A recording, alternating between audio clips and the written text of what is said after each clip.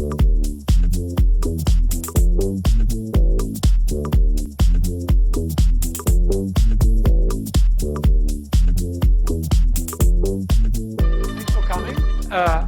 think it's a really good format compared to having 2 hours of presentation. There's so much knowledge I think that those organizations have collected by being very ambitious about continuous delivery processes, and it's and that is knowledge that is still not shared often very widely. So so everything's on video and will be available also for any of your colleagues and people that are interested in that. So okay, let's get started. I'm going to start with 3 questions from the ones that have been submitted, and then we also take questions from the audience, right? So, yeah, very interesting question number 1. What's the best approach for using Gradle from a continuous integration solution? Rob, you want to start with that? Internally for us, it's basically using our whatever we already have set up for our continuous delivery pipeline. So whether that's Spinnaker or Jenkins, and having it kick off the build. So ideally, we'd all of the right tasks and stuff are in the Git repo, and we'll call the right Gradle tasks and let the rest of the pipeline go and take its way. One thing I will add, and Rob, you can take this right over, but Rob actually released a plugin not too long ago called the Nebula release plugin, which does a really great job of dealing with semantic versioning for your projects. You can just run simple tasks like Gradle W final or Gradle W candidate or Gradle W snapshot. It does the right thing. It looks at the tags already on the repo, auto increments the version and so forth. That's really helpful to get semantic versioning. And then, so for our open source projects, instead of going through a Jenkins job or a CloudBeast job, we just have people tag the GitHub repo, and Travis picks it up and releases with that version. So just using the right Travis scripts and the right Gradle plugins to go for and do all the bin tray release. And Yep.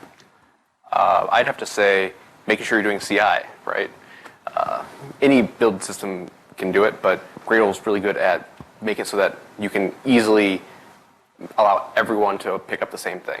So by writing plugins that you apply everywhere means that your builds are always the same. It also removes a bunch of cruft around everything that people are going to do custom. As soon as you have a custom build, things just kind of fall over.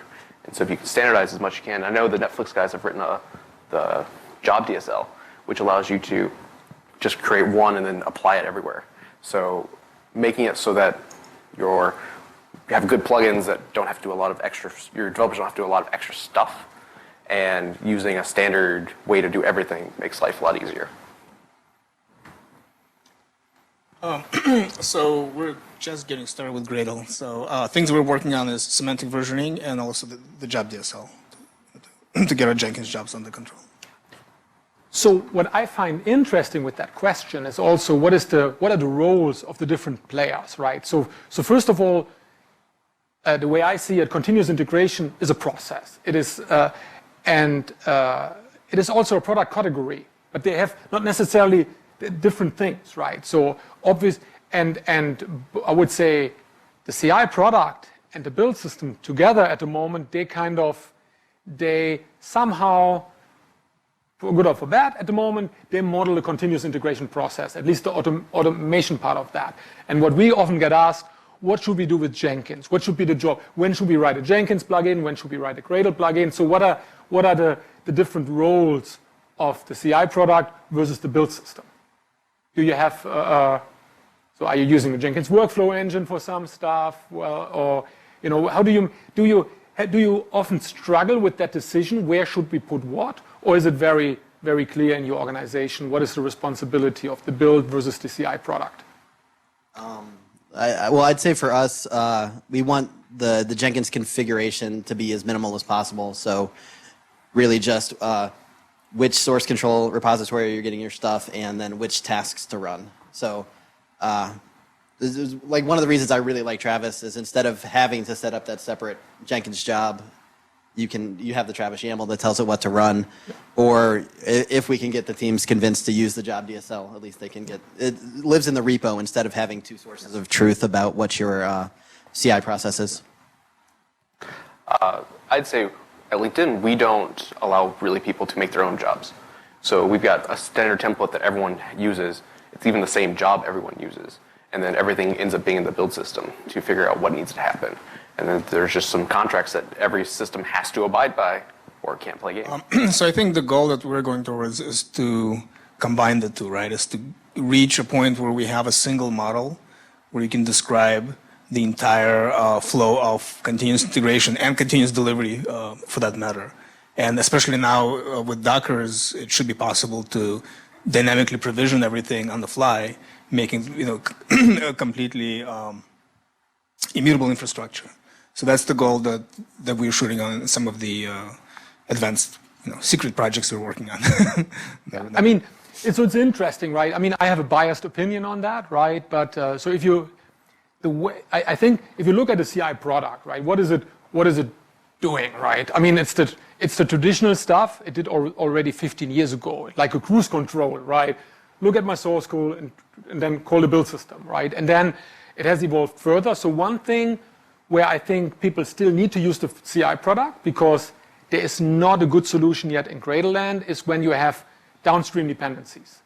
So where you have not a solution I like very much, but at the moment it's often the only solution that you create a job dependency in Jenkins, so that when upstream something has changed, you automatically trigger, does the downstream dependency still work with that latest stuff? And we don't yet have a solution in that for built into Gradle. I know you guys are working on something. So once we have that in Gradle, I would say build a CI, period, right? That is for me the missing piece, right? And then the rest is just some front end. Then I would call it the CI front end around that. That is basically where I see things are evolving, right? And yeah.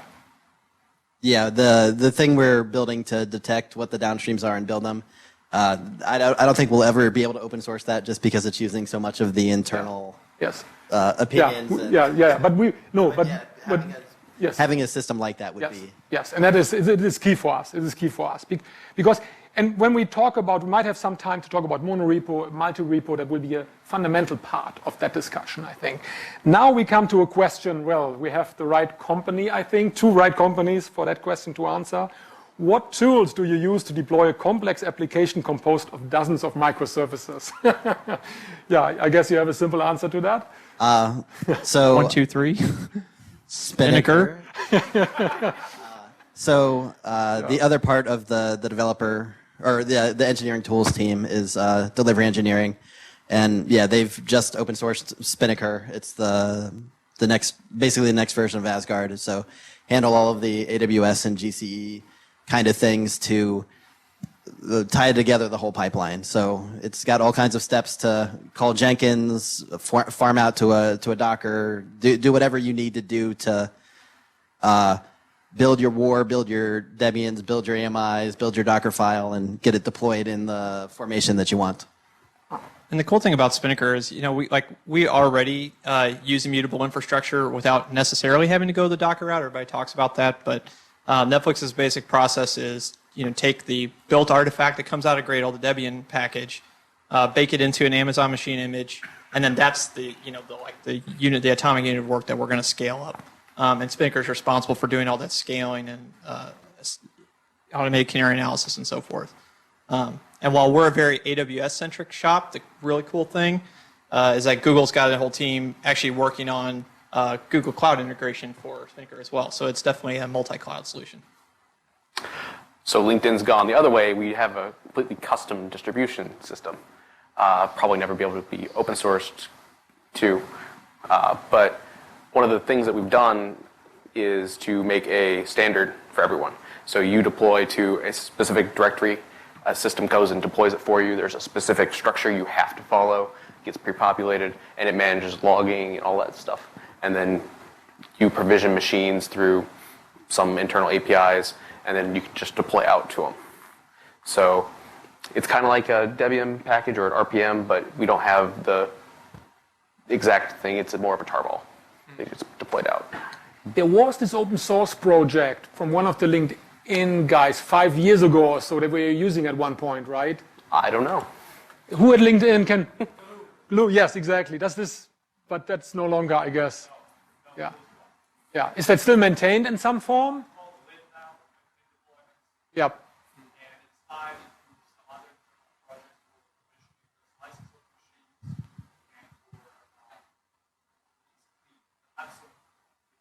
Yeah.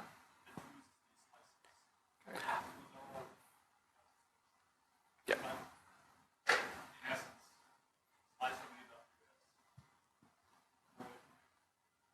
Yeah. Cool. For a fixed hardware, Blue is still maintained and is still used. Right. Anything regarding microservice? Sure.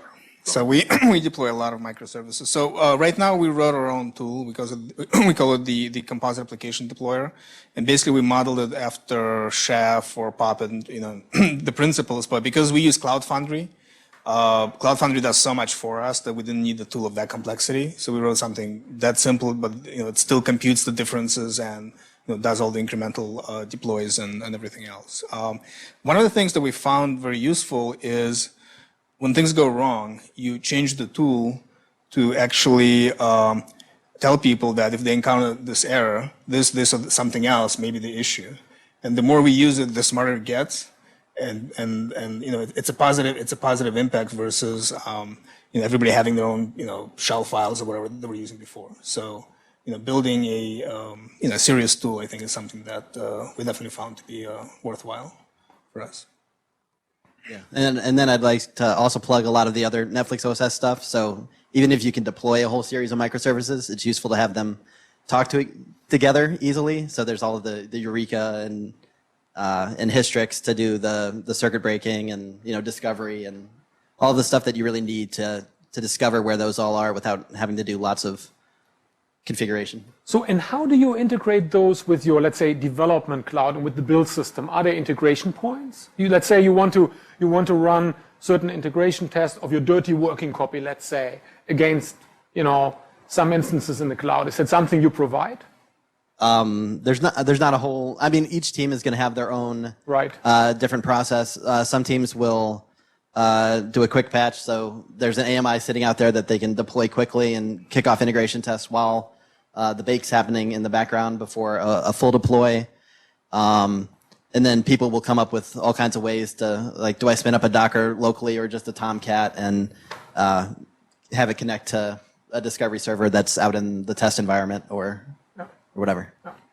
So we have a system set up so that you can't, I don't think you can touch production, but you can touch the internal testing environment where it'll attach to your local machine. And so you can route traffic for a service to your local machine. Next question. Interesting one. We have an ex-Googler here, so we have some internal knowledge that can help here. So Google recently open sourced the Bazel build tool. Should we pay attention to it? What problem does it solve better than Maven or Gradle? Why is Maven and Gradle called in the same time? Anyhow. So just to be pretending I was never a Googler, I was a consultant at Google. So I was the build guy at Google Checkout for a couple of years when Bazel Blaze which is the internal name, was just developed.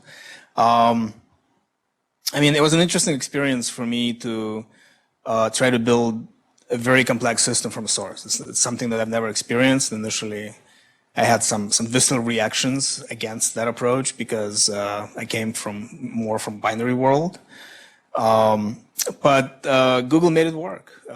It took some time. I think it took a couple of years to really polish everything. But so you can go either way. In my personal experience, the way I look at it, the goal is to achieve true continuous integration, right? So you want to make sure that you don't have code sitting on someone's desk or sitting in some library that is not actually being used and pushed into production constantly.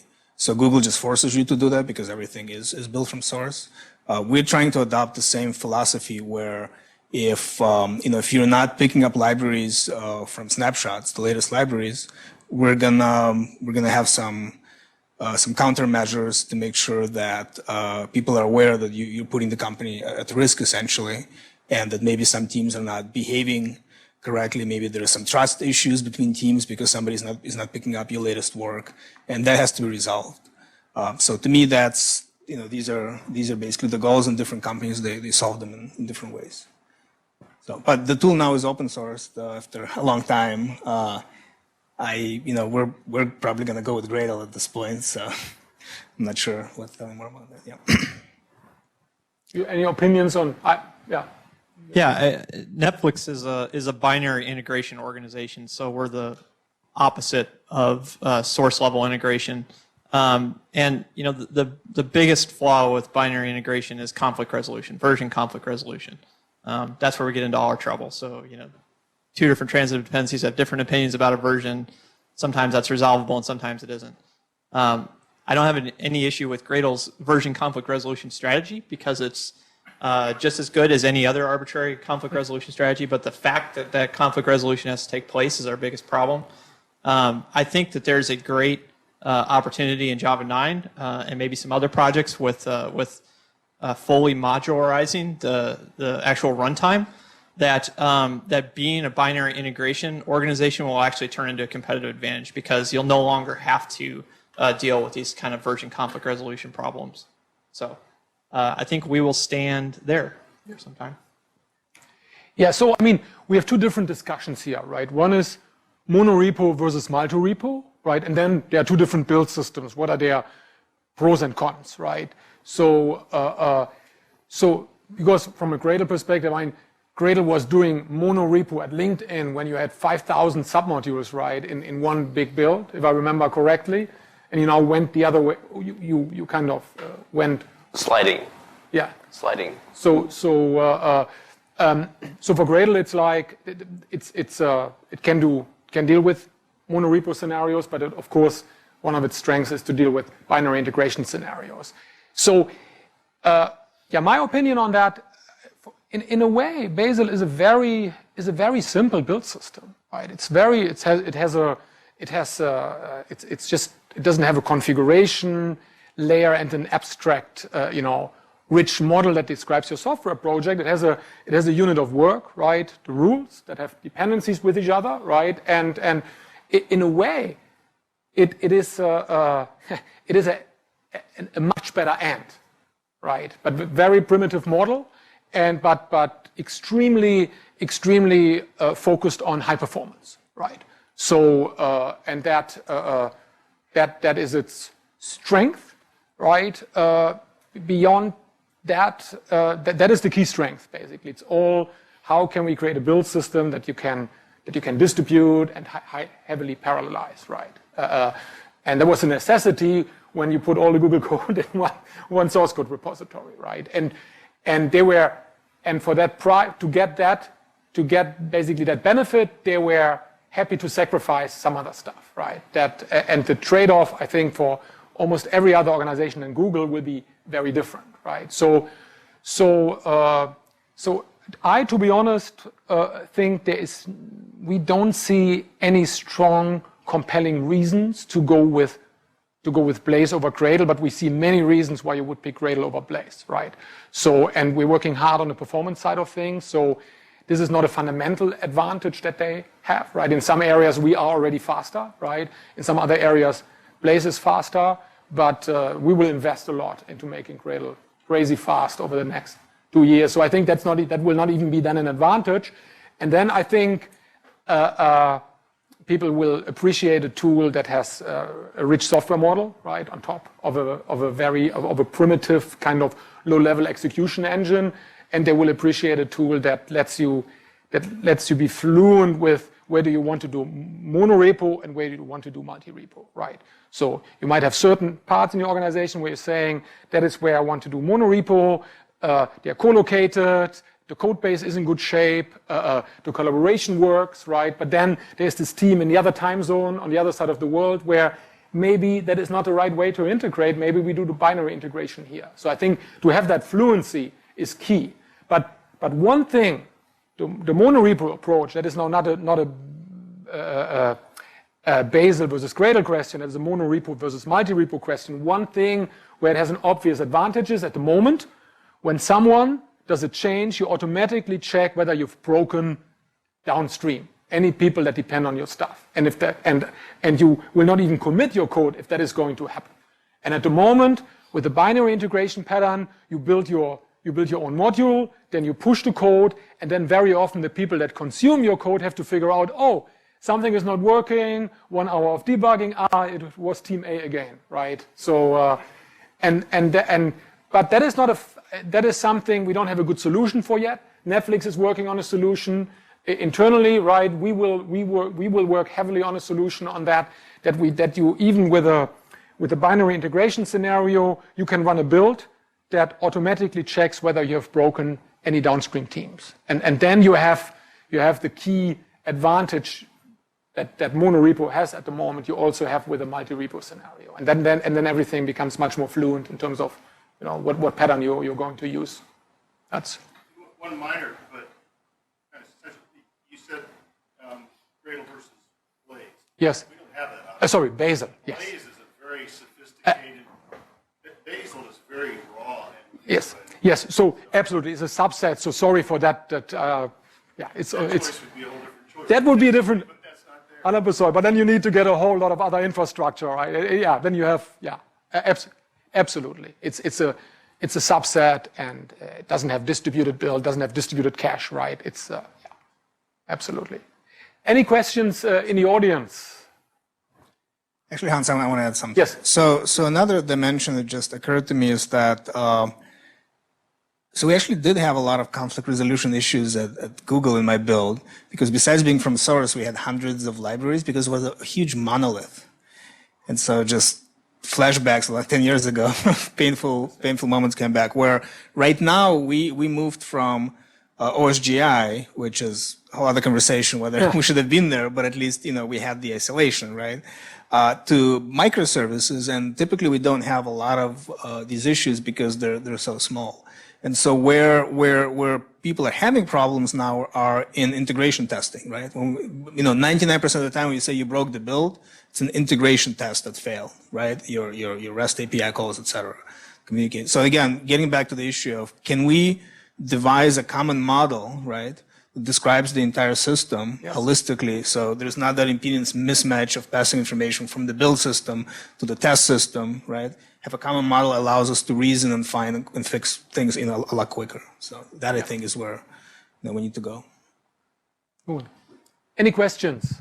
Hi guys. So quick comment on the Bazel thing. And this is just, I may be misinformed here, but I think one of the key things about Bazel is that, first of all, you check in your jars, is that right? So dependency resolution works a little bit differently. And I think the other thing is that, at least from my understanding, is they're able to distribute the build tasks and goals across a large cluster. And I'm not sure how that's possible with Gradle, but people may have come up with their own internal solutions for that. So, forgive me if I'm wrong there, but I didn't hear that touched on. So yes, so that is not something you can do with Bazel, right? Okay. It doesn't have, the open source version doesn't have any distributed build. Okay. It doesn't have any distributed cache, right? So that is not, that is, but I still can answer that question. At the moment, it's not a capability Gradle has or any other build system, open source build system on the planet I'm aware of, but it's something we want to be at, probably not this year, but next year. The first step will be a distributed cache, right? And then the next step will be a fully distributed build, right? That is on our roadmap, but it's not possible today. You might check out Pants. I think that actually does allow the distributed build system. It has a distributed cache, Okay. but it doesn't have a distributed that you distribute the build, as far as I know. Okay. Right? Seemed like we had that at Twitter, but Okay, you know it better than when you may work be there. wrong. Yes. Yes. Okay, so my question is, imagine that this is February 2021. Can you maybe describe in your organizations what the developer experience is like for build and deployment? If you could kind of, do your jobs perfectly and come up with, 5 years from now, What might it be like being a developer in that year? Great question. Faster. I mean, everything. I just feel like everything's just like we're just on this gradient. The spectrum of we want tighter feedback loops. We want languages that detect more issues at compile time versus me having to write an excessive amount of unit tests. We want faster deployments. So that process I described earlier, like the bake, of the AMI and then scaling up in ASG. There's a delay there. I mean, it takes some time. So speed that up so that the feedback loop is. It's always just about tightening feedback loops. From the development side, instead of having users have to pre-decide what their dependencies are, just have the build tool, IDEs, whatever. It's like you start typing this Guava class or this Hystrix class, and it just pulls in the right version of the dependency. I'd like to see everyone at the latest version all the time. So we've got thousands of projects. When someone stays behind for too long, especially when Guava's involved, it causes class path issues all the time. So I would just love to see everything always up to date. Hopefully Jigsaw helps fix a little bit of that. But. So my big issue is, to have a beer with somebody and talk about, remember how it used to take 3 days to set up the development workstation? And now I just open my browser and I see exactly what I need and I can work on my task and check in my code and go home, and the feedback cycle is awesome. So go home and sleep or do whatever I need to do, enjoy, and not worry about builds breaking or getting a phone call late at night, anything like that. I feel like you have an idea, Eric. So actually, one thing that you said was that you open your web browser and you just do your work and you go home. Can you would you mind expanding on that a little bit? Well, I imagine, in 5 years, it's all going to be, right? It's all going to be in browser. I'm just projecting. No, maybe not. But yeah, no, I mean, just the whole idea of zero setup for your development environment, right? I mean, right now, when I onboard people, it's very, very painful, and there's never enough priority to actually automate all of it. At least, I'm just being honest at this point, of our evolution, and really, I'd like to get to a point where it's just a done deal, whether it's in the browser or not. It should be, you come to work, you log in, it's there.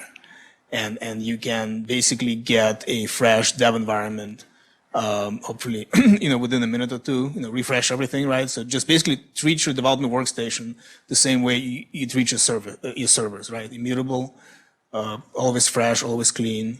Everything is always tracked and checked in for you. And, just a lot of tools that help you to really focus on what's important and not have to be good at, remembering little things. Yes, I'm dating myself as I'm getting older. I like my tools to really remind me of stuff. So, yeah. There are some tools that can help us get there now-ish. Yeah. So like Vagrant for machine images. Produce one every night. People can just Vagrant up, new image that has everything pre-configured and ready to go. So at least you can help produce that cycle. Not quite to the refresh of a browser yet, one day hopefully, but you can at least make it nightly or daily. I think there's a new project from Eclipse, right? That's like sort of development in the browser. Has anybody tried that? Code Envy or a bunch of them, right? Yeah. Or Orion. Yeah. Tonic. So anyway, it's coming. It's coming. Exactly. Yeah, good point. Yeah. So for me, it's related to what we discussed before. So however my organization is set up, right? 5,000 engineers, 500 repos. I want to be in my IDE, and I want to say save, and I want 1 second later, I want to see something red. If I've broken anyone, anywhere, in whatever repository, that I get exactly the same flow that I have when I have with the code that is in my IDE, now with every side effect I have in my organization. So that is for me, and then after that, that's the second thing, and then I want to have a super smart system that tells me, and that is probably the reason why it's broken, right? So that makes debugging so much faster, right? And so basically apply machine learning to it, right? There's so much intelligence we can apply to our domain that we haven't done yet, right? So So those are that would be that is my vision. I'd like to add real quick to that. I want something where I don't have to read my email to tell someone what's wrong. I want to auto-respond with run this thing and it'll tell you what's wrong.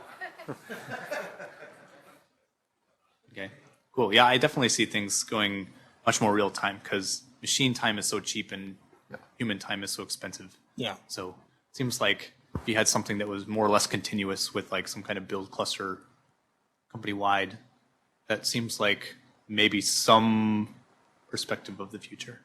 Yes. Thanks, guys. And the other thing that is important for me, the whole distinction between local and CI should go away, right? I want to have my dirty working copy and still ask the most complicated question, right?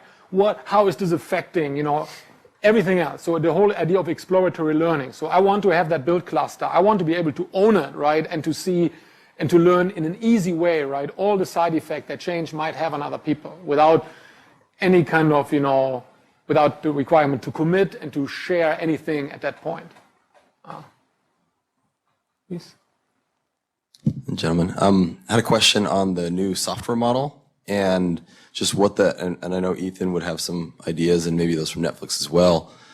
In using the new software model, what has been some of the things that you've encountered on the learning curve and maybe some things that have gone away as you've adopted that and been working with that?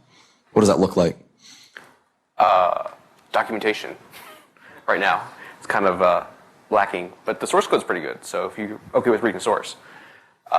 Another thing is you have to think differently about how you define things. So for example, creating a task. Usually when you create a task, you get a task object back, right?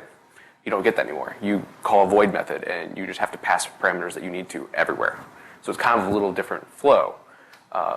It's better to think about it as dependency injection versus just kind of passing parameters around. Because I feel like dependency injection is really what it's coming down to. So how often, how high was your frustration basically, being such an early adopter, right, of the new software model? It was reading a lot of Gradle source code and then reading why it was internal. A lot of internal classes to try to figure out what was wrong. But once your brain switches into the mode of the software model, it makes a ton of sense. But then it's going back and forth where you're like, crap, and then you have to spend like an hour just in the new way and it makes a lot more sense again. So there was definitely that point in time where it all made sense and it was like just sky and opened up. But until then, it was just We haven't started following switching our everything. plugins to the new model yet, so if somebody wants to help us with the open source ones, that'd be awesome. Cool. Good. Can't your lint tool does it automatically? I'm disappointed. No, It's actually one of the reasons why we introduced Lint now, because I'm expecting that Gradle Summit will involve some big announcement about this new model, and we'll want to move quickly. We'll be asked for it, and we want to make that task really as not onerous as possible. So whatever we learn from that, we'll certainly be sharing. Perfect. Maybe one more question that's an interesting one. So what metrics do you gather during the execution? Metrics don't we gather? Do you? A better question. No, what don't we gather? Okay, sorry. So we collect basically anything that -- profile is going to give you. We collect which JVM, which version of Nebula, which is our internal plugin suite. We're going to collect lint violations. So I don't know. We try to collect as much out of there as possible, and so we can, when we release a new thing, we can track, what's broken, what's not. How do you collect them? Currently, that information is collected up. What? ESLint or not ESLint? Elastic Cache and. It's sent to, we have an It's in internal, pipeline. we have an internal big data platform, and we kind of send it all to essentially Kafka, and then from there it winds up in Elasticsearch, and it winds up in Hive, and it winds up in all sorts of other things. So our data scientists can use their favorite tool, whether it be Tableau or MicroStrategy, and give us all sorts of pretty graphs and such things like that. So pretty sophisticated metrics right now. So we capture plugins you've defined that you need to use, all the internal and external dependencies that you have and the versions that they were built against, the build time, all of the logs that come out of your build, all the artifacts that come out of your build, all of the dependency jobs that run. So when you commit, we actually trigger the entire world depending on how big you are.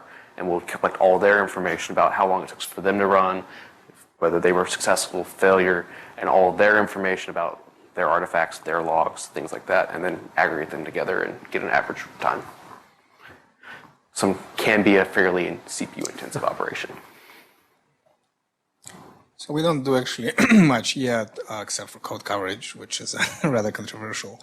But things I'm looking at are sort of how can we support the idea again of lean and really not keeping any waste in the process, right? So how, once the code is checked in, how long does it take for code to actually get to production? Or what percentage of code actually gets to production? How many builds are rejected at what point, et cetera, et cetera. So that's something that we're just beginning to think about, and our new tooling, hopefully we'll have that. Yeah, of course, there's our Gradle.com effort for those who haven't heard about that. So if you go to Gradle.com, this is all about capturing interesting build metadata and then using data effects to make the life of the developers more productive and easier and give those folks more insight into what those guys are doing and where they might need help, even if they don't see it, that they need it, right? And things like that. Is that something you can also host in-house for us? Yes. More questions? Hello. So I have a question about the new Gradle native build, about the C++ build. So one thing I've experienced is, so if you have a monolith repo of, or you have all your C++ code and all the dependency in one repository is actually very easy to use. But the problem is when you have a lot of external dependencies, like you depends on LLVM, for example. Then the things get complex. You would need either, have the binary check into repo, but then the problem is you need to check multiple versions of the binary if you want to build for different version of Linux. Another thing is you just checking all the LLVM code, and you wrote a Gradle module for that, which is also very painful. So I was wondering if you guys have some planning about making things this more easier. Yes. So for example, is it possible to have a central repository such as Maven Central? So we can just say I want to depend on LLVM, then the build system just pull everything I need for us. Yes. Yeah. So very good question. So this year will be for us a big year when it comes to dependency management. So especially in the native domain, right? So we want to do two things. So one is basically make Gradle fully capable for doing binary dependency management in the C++ world, which is much more complex than in the Java world, right? And the other thing is, and maybe Andreas, you want to share something on that.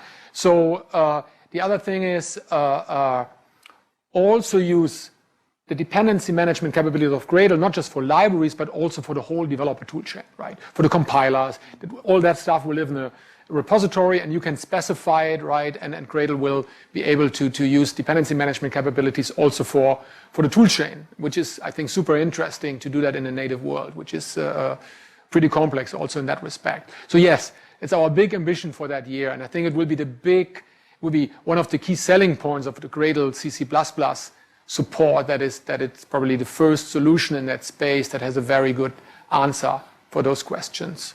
That's exciting. Thank you. Yeah. And it's so it's not just complete vapor.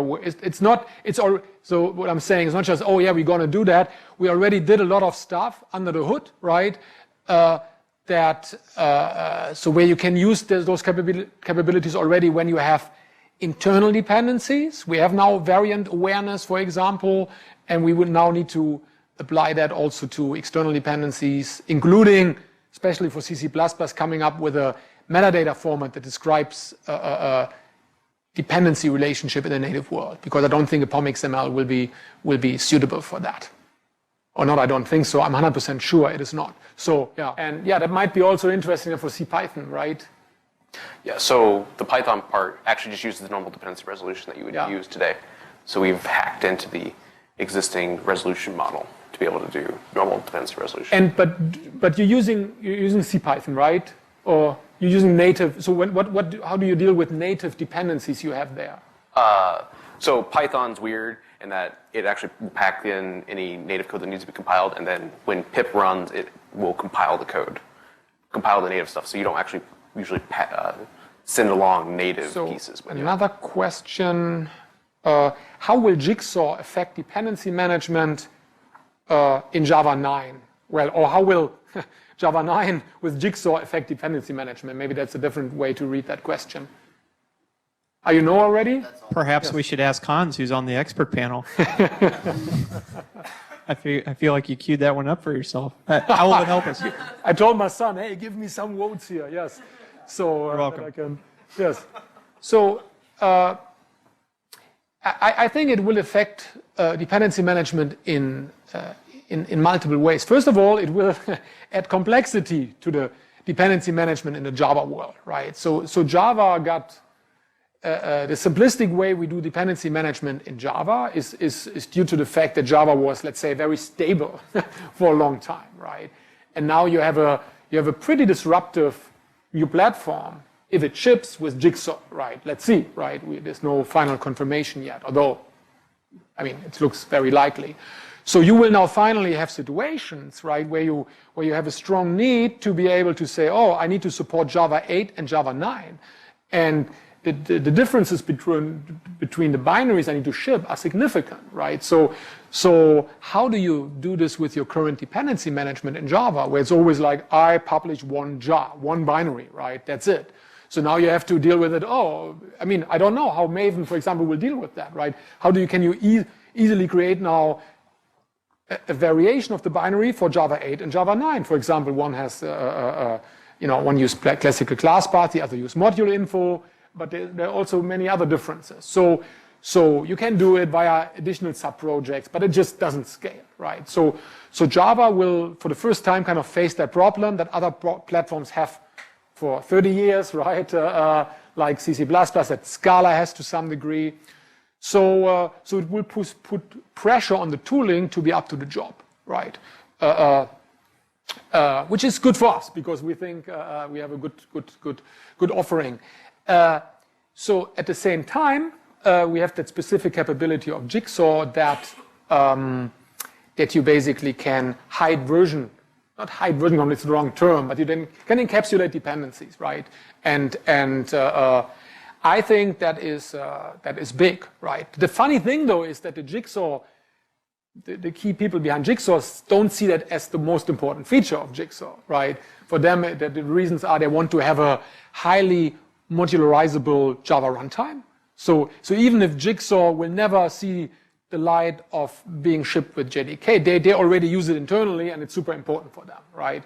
So and the other key reason why they're pushing this very hard are security aspects, right? So basically by hiding private APIs, right? By really on the JRE level, they think the surface for attack is significantly decreased. So those are the two primary drivers. And what I'm very excited about, and you even more so, for them is like, yeah, that also works with that, but it's not the key use case that we see. So I hope that it still delivers on that promise. And I don't know yet, right? Yeah, and it's interesting, Hans, that you mentioned security as a feature of Jigsaw. Some would say that the modularization that I imagine is actually a security flaw, because now I'm allowed to hide a dependency that has a security flaw that previously would have been conflict resolved away. But that just amplifies Hans's point about better tooling. Our tooling needs to be able to tell us where we're using flawed binaries, and so we can root them out and get rid of them. Yes, but at the same time, that binary that library might not be accessible for an attacker. Right. So yes, but I agree. And what I like with Jigsaw is that there's, like, compared to 4 years ago, they tried to solve every problem in the universe, right, with Jigsaw.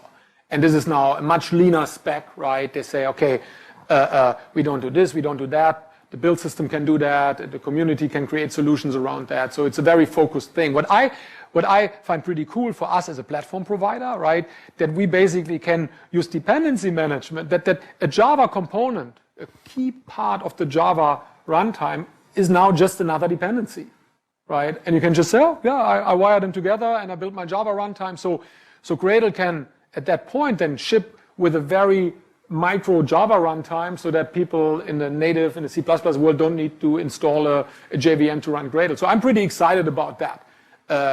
But from a dependency management perspective, yeah, it can fundamentally improve the version conflict situation. I think it's not complete free lunch. You should still not, as you pointed out, right? When you don't try to be, when you now completely ignore consistency with your libraries you depend on, and then let's say you're using whatever foo, right? And your organization uses foo from 0.1 to 14.2, and then now there is a security flaw discovered that is only fixed in 14.2. Now imagine the migration nightmare of going from 0.1 to 14.2. So I think there is, even with Jigsaw, we need some mechanism that people don't go completely crazy, and there is still some pressure to consolidate the range of versions that you're using, just for that reason, right? But at the same time, it will take a lot. So it's an interesting question. You said moving to microservices will remove the pain of having version conflict dependencies. But Netflix is an example where this is not strictly the case, right?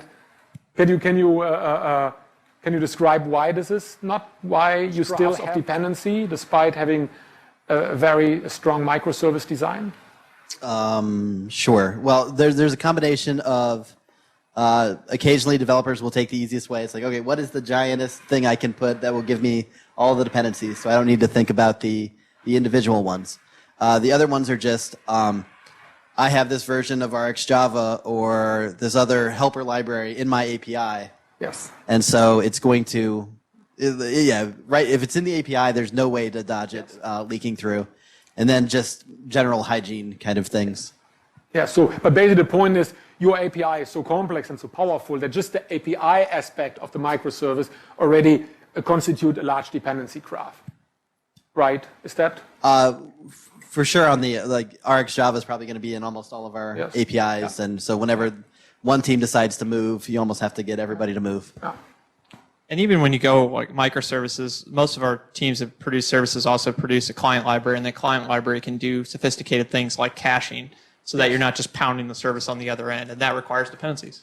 Yeah, that's what I meant with you have a powerful, did I say API? I meant, bullshit. I wanted to say a powerful client API, JAWS, right? That's what I wanted to say, okay? Any more questions in the audience? Which Gradle feature is really useful but seldom used? Continuous mode.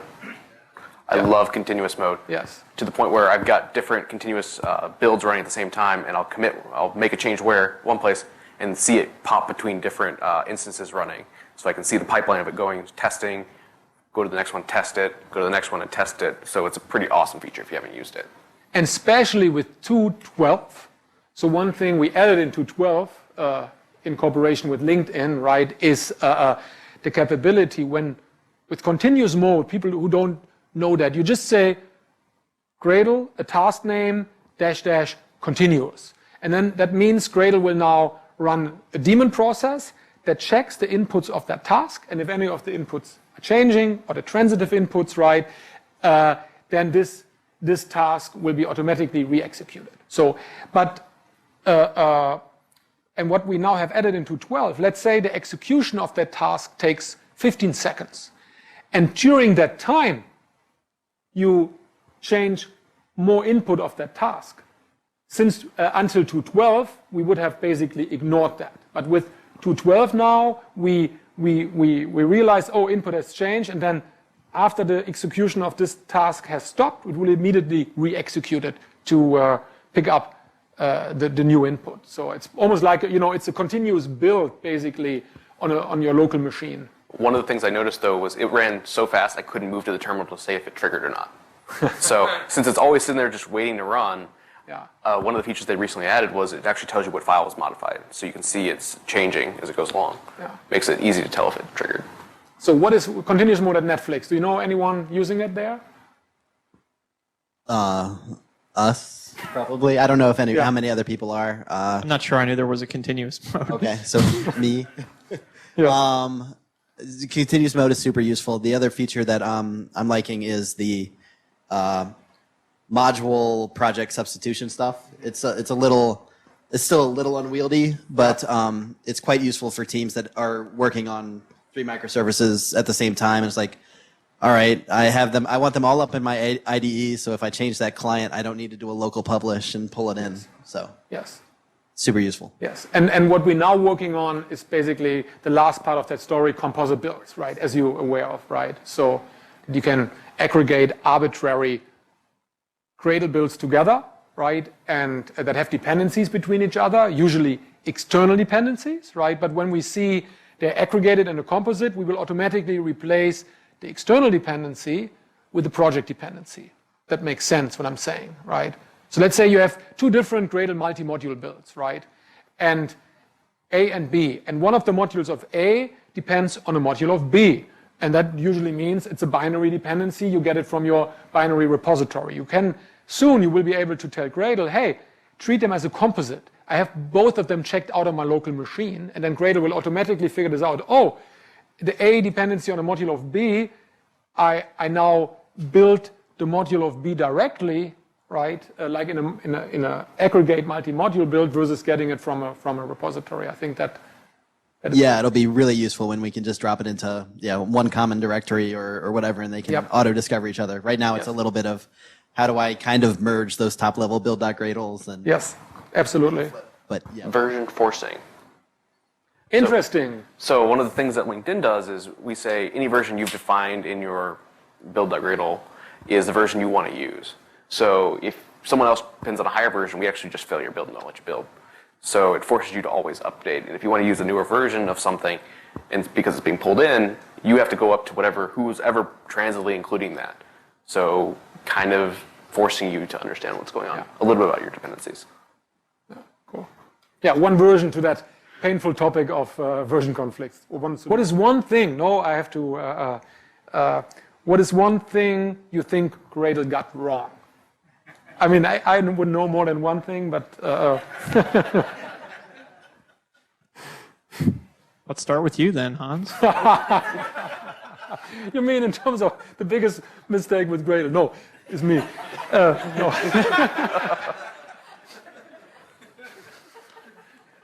Time to step down, yeah. Okay, so for me, the biggest thing we got wrong, and I say that in a way, I'm not.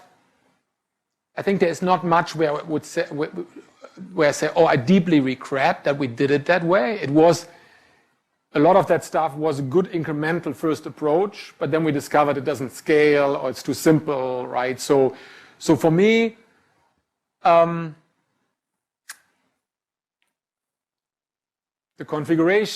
current configuration model obviously has limitations, right? And you guys with your massive plugin suite, you know exactly what I mean. After evaluate has its limitations, right? So basically that we have no graph, basically no reasonable graph where you can have a deterministic and very transparent order during configuration time. That is definitely something where the current model is limited, right? And yeah, it is flawed. If I had to say that there was a flaw, I agree exactly with that. I think I've maybe oversimplistically sometimes thought that that's a flaw of just an imperative build system. But I suppose I'm open-minded with the new component model. I'm interested to see how much you can solve while still leaving some imperative aspects to the build. Yes. But yeah, certainly, deterministic ordering is key to being able to write sophisticated task graphs. So Yeah, and deterministic in a way that it's also, understandable and approachable and not just kind of, oh, I have to try it out, right? There's no other way I can understand what is going on, right? And I have to hook my debugger into the system and yeah. At incubating, Ha, yeah, because they'll get ready and then they'll stay like that forever. yes, yes, yeah. So I second that. So I mean, so who else kind of thinks there are too many incubating features in Gradle? Yeah, so the best example for me is the publication model, right? Right, we have this, we have the old model and the new publication model, and the new publication model is not quite finished, but it's much better in many other respects, and that's now the situation for 1.5 years. I mean, the history of that is to some degree, at one point, we were we were a small team, just to give you the history of that, and then Des was working on that, and then we got this massive partnership from a company saying, hey, we want to sponsor CC++ support in Gradle, and we said, fuck, that's amazing, right? Let's do that, but we only have 4 or 5 people, so let's park the publication, right? And a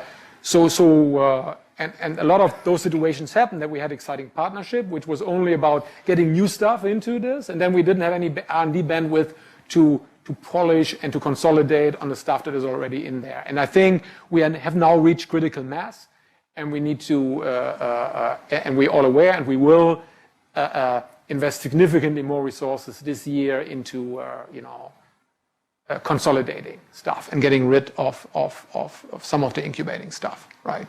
So yes, that's. So, yeah, for me the other thing is what is addressed with composite builds, right? That you have the singularity of a multi-module build, and there's no easy way to combine them, right? That is for me definitely a limitation, right? And yeah. Yeah, so it's discovering what different plugins do when they're applied is really hard. So hopefully the new model is going to help a lot with that. We're about to the point where maybe we add a Gradle Y task to each of our plugins to kind of describe what they do. And then, yeah, just unfortunately with the number of builds we have, it's a little too easy to do imperative code that then we can't. When we make a change, it's hard to test across. But I don't know if there's really a good way to get around there without having everybody write plugins. Yes. Yes. yeah, it's our challenge. I mean, we have about 5,000 to 5,100 distinct build files, all managed by different teams and different people. So when we roll out a new release of our internal Gradle suite, we break something or a lot of things, and we've incrementally gotten better at that. But yeah, it's difficult right now. Yeah. Ordering. No, I think there's we have to swallow one lemon in a way. So we have to. I think if you want to have better predictability and better understandability of what side effect a certain change will have on the rest of the organization, the only way to do it is that it's less imperative and then more declarative. There's no way, and we probably add some kind of inconvenience for hacking in your build, right? That will be a consequence. But in a way, you can always use Gradle the old way, right, for doing experiments and whatnot. But if you want to have it part of the production structure, it should be much more declarative than what you have today. I think in an environment like yours, it's a requirement eventually. Yeah, some new lint rules to add. Yes. There's imperative stuff in a deployment build. Yes. Yes. Any opinions? Yeah. So the question more about dependency management and dependency conflict resolution. We all use third-party libraries a lot, and let's say I want to customize third-party libraries. So what I currently do is basically download the source code from GitHub repository, for instance, make my modifications, and from that point I wanna start using that custom library in my project, and let's say some other libraries also depend on that original project. So what I do right now is just I force other project to exclude that dependency from their dependencies. So I know that this exact project appears in my class path, so I'm fine with it. But it actually leads to like a lot of different problems. Like let's say at some point I want to stop using it, and I forget to remove that exclude declaration, so it starts failing because this project is not there anymore.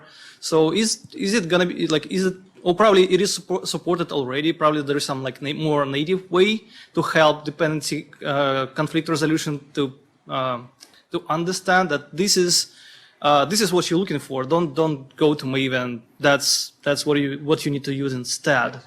I'll tell you what we've done in the past, because we've had to fork, external libraries and make modifications to them. And we just use Semver. So if the external library is 1.1.0, we'll name it 1.1.0 dash Netflix or whatever. or plus. Where does the plus come in? We'd probably bump the number, do a minus, so when they actually release the thing, ours would lose.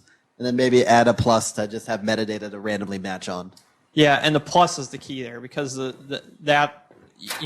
there's plus metadata, the conflict resolution will choose that over the base version, whereas the dash is like a classifier. So basically just like look into Semver and choose something that's going to be picked higher, and then you don't have to do exclusions or anything like that. When you introduce that new version somewhere in the graph, all the rest of them will just get naturally conflict resolved away. When you remove it, then... Well, people usually prefer not to use plus notation anymore because, well, it leads to uncertainty in your dependencies. So people prefer to use exact version. Yeah, not the dynamic constraint, but actually in the version number itself. Oh. So plus indicates basically metadata to follow. And when Gradle sees metadata in a version, and then another version that doesn't have the metadata, it picks the one with the metadata. And that metadata is sorted alphabetically. So we tend to do something like plus Netflix 1, plus Netflix 2, so that, the alphabetical sorting still gives you some degree of ordering, natural ordering. So basically the idea is that you still have to publish your custom fork as the binary. That's right, but you don't change the coordinates. The group and artifact. Yeah. But so it's not really gonna work if you prefer to keep that fork as the module as a source code. See what I mean? No. So if you're comfortable with repackaging it on your own package, for instance, you can use. Is that what you're talking about? Well, not necessarily repackaging. I have a big project, right, and I have a bunch of modules. So let's say I want to customize OKHTTP, for instance, right? So what I do, I download the source code and I include the source code as the module to my project. I don't really release that custom version as the binary. I use that as a module. But in this case, like how does conflict resolution works? I would look at the Gradle Shadow plugin from John Ringelman. I think that'll address that issue for you. So you can use the same package names internally, and then at the point where the binary is built, it'll package relocate those things to another package for you, so that it's disambiguated from the original package. You could probably also shadowing is what you want. Maybe use dependency replacement. So just replace all instances of this with your module. So if the module goes away for some reason, they'll all pop back up to where they were supposed to be. Well, it is going to work for binary dependencies, though, right? Because that's the way it knows, like, what you need to replace. It doesn't work when you have like binary dependency and source code version of the same library. So, you still got to have two different binary dependencies. So if it is in a multi-project, you can do the project to module substitution. So you can say, anytime I see this binary coordinate, replace it with my project. Oh, you can do that? Yeah. Oh, okay. Yes. All right. Cool. Thanks. So maybe two more questions. Any more questions in the audience? Then there's the question, what are the next planned features for the Gradle daemon? I guess I take this one. Well, enable it by default. That is for us. Daemon is a really interesting exercise in understanding, I think without the daemon, the Gradle experience really sucks, right? In terms of responsiveness, it's just dramatic difference. So, but of course, we all use the daemon, and all the people we work closely with use the daemon. So we don't feel that pain when you're not using it. But the reality is most people don't use it. It's still for them whatever to go to the user guide and see how to enable it. The reality is most people don't use it. So we have to. So we will do a burst very soon to basically at least enable it on non-Windows machines by default, right? But we would need to add some other functionality. How do we deal now with when too many daemons are on the machine, and some that you can configure time to live of the daemon. So we need to add a couple of more stuff so that we can enable it by default, right? But that is for us, that is one of the key things we need to do, right? So that basically people use it by default. Yeah. Yeah, we've definitely discovered that, I don't know, 90% of the users of our build stuff, they want to know as little about it as possible. So getting them to read the Gradle docs is absolutely. And even if there's now a link or you're not using the daemon, go here to see how to switch it on. They just don't do it. Period. Right. It's even a moot point to discuss why or whether that the reality is that, and we have to make sure that they get a better Gradle experience. Then another important part for us in terms of daemon features will be some auto restart, right? So it's Gradle is a very extensible systems, and we are not in control about all the stuff you guys are doing with the extensions, and it's no problem to write a plugin that basically screws the daemon just by leaking heavily and whatnot, right? So we need some functionality that detects that this daemon is stuck, right? And I need to restart the daemon. So that is something, we got some contributions from LinkedIn, but we had some, and they are already in the code base from Stepan, but for some reason we couldn't switch it on. We still need to do a little bit more work on that. So that would be the other new feature that we need, that the daemon can auto restart. And because that's another thing, why my Gradle build is stuck, right? And I'm sure you get asked this question, and then it's, well, you kill the daemon and restart the whole, rerun the build, right? Yeah, right now we specifically disable the daemon, or we don't turn it on in the CI environment because of leaks. Yes. But and then it's up to the individual developer whether they want to turn it on locally. Yeah. I even go as far, when I'm developing plugins, I actually turn the daemon off entirely, because I end up with the class loader issues where it doesn't necessarily unload a class if I haven't changed the version number all the way, and I'll get random resource problems if I'm trying to copy things. So for local development, I actually disable it. Okay. Good. So basically, you're going to have a kernel mode and a user mode? Watch out, Linux. Exactly, yeah. So one more thing I would like to talk about. I can ask myself a question. What do I think about, what is the value of a distributed cache? Well, I can tell you. So that is something we will hopefully start work very soon. And I think it is a massively important feature. Originally, distributed cache was brought forward to us from people doing C++ development, because you have very expensive compile times, and I think for very large scale C++ project, it's a requirement, right, to be fast, that we have that distributed cache, right? And in the Java world, initially we thought, it's probably not that interesting, right, because the effect will not be so significant because we have incremental build already with Gradle and things like that.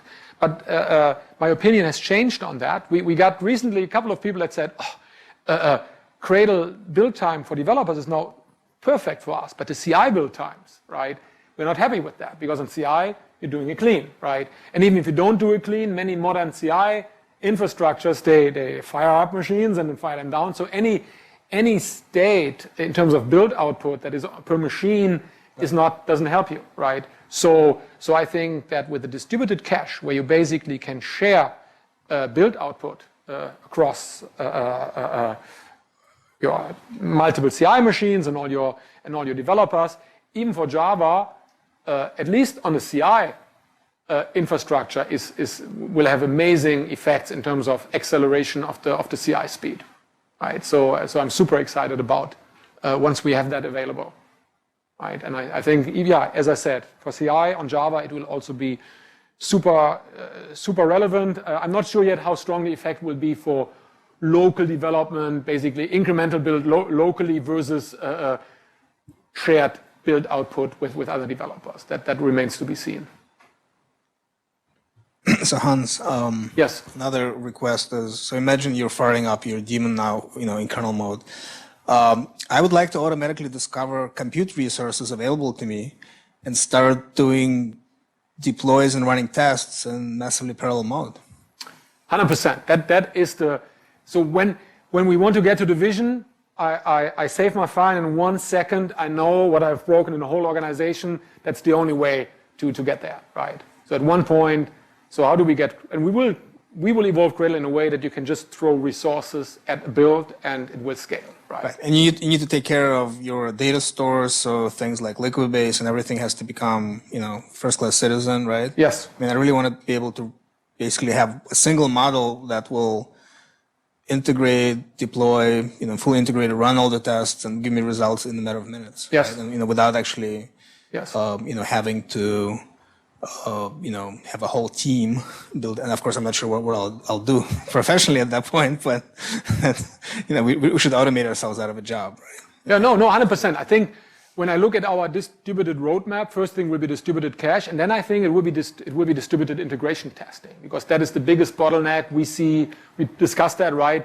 We see definitely in the Java enterprise, right? And that will include, all the automation capabilities you have described, right?